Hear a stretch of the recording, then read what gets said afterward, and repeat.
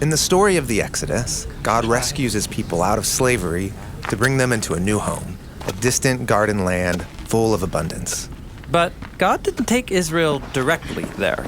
Instead, God leads Israel the long way through a harsh, dry wilderness. But why? What's the reason for taking them through the desert? Yeah, that's a great question.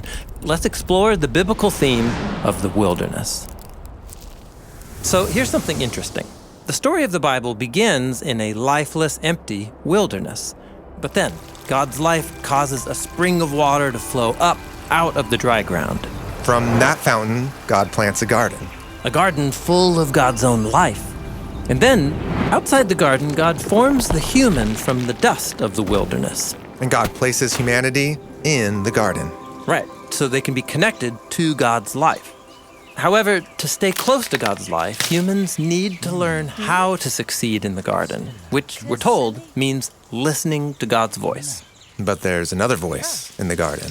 Yes, the voice of a deceiver, saying, God cannot be trusted. In fact, God is holding out on you. You could have life on your own terms.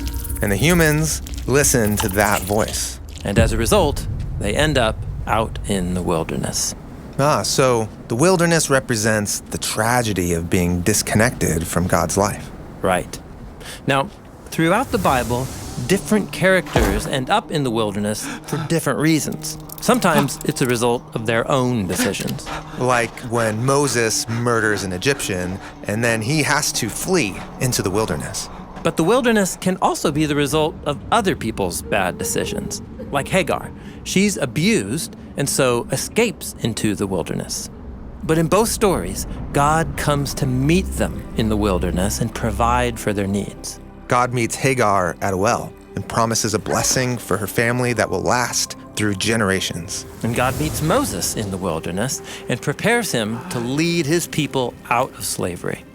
Okay, so we're back to our first question. When Moses leads Israel out of slavery, why take them through the wilderness instead of straight to the land of promise? Well, Israel had not yet learned to trust God with their very lives. And so God led them into the wilderness for a time of preparation. Preparation? Well, the wilderness is really harsh. But God went alongside them, providing what they needed, just enough for each day. Why so little? Well, God was teaching them to trust that He would show up for them every day. He's training them to listen to His instruction and stay connected to His life. So the key to surviving in the wilderness is the same key to succeed in the garden. Yes, the wilderness can be a place to practice being garden people.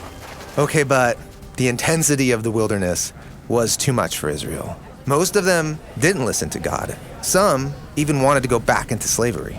And they were left behind in the wilderness. So it was the younger generation, those who were raised in and formed by the wilderness. They had become ready to enter into the garden land. And when they first entered the land, their trust in God was strong. But it didn't last. Soon the Israelites began to imagine that the goodness of the land came from their own wisdom and strength, or as a gift from other gods. They forgot the God who provided everything. And this led to idolatry and violent injustice, and ultimately, they're exiled back into the wilderness. So the biblical story is pretty pessimistic. Humans fail in the garden, but we also fail in the wilderness. But God stays committed to His purpose to bring humanity into the garden. And so God meets us in the wilderness again, but this time in a new way. Early in the life of Jesus, He spends 40 days fasting in the wilderness. And there, He replays the wanderings of His people. He was tempted by the deceiver to stop trusting God and to seize life and power on his own terms. But where Israel and all humanity failed, Jesus succeeded by trusting His Father and listening to God's voice alone. And then, Jesus went around announcing the arrival of God's kingdom and life, giving gifts to people who were in their own kind of wilderness. Yeah, He was healing people and feeding them, sometimes in an actual wilderness. And He called people to follow Him and to listen to His voice and to share His garden gifts with others. And after His death and resurrection, Jesus went ahead of all of us to open up the way to the future garden land. But we're not in the land yet. In a sense, we're like Israel now, wandering through the wilderness, which is often harsh and dangerous. But Jesus promises to be with us, not necessarily giving us what we want, but what we need. And as he gets us ready to inherit the garden land that God has in store, he invites us to trust and to listen and follow and to practice being garden people in the wilderness.